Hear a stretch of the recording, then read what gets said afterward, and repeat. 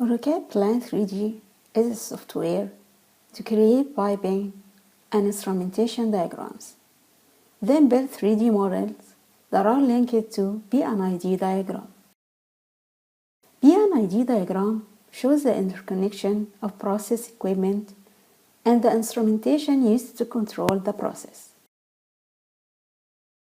A diagram is created first based on industry standard symbology, such as PIP, ISA, ISO, DIN, and JIS.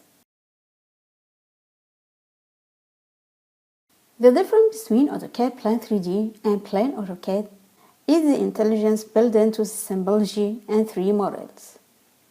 You can buy time to work on the whole project because AutoCAD Plan 3D provides simple libraries.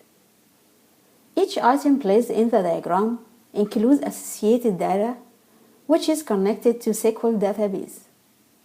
Based on the data, you can create your own spreadsheets and export to Microsoft Excel as you need.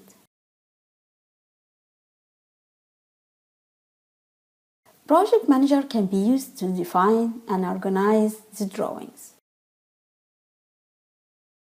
Drawings can be checked for errors using validation tool.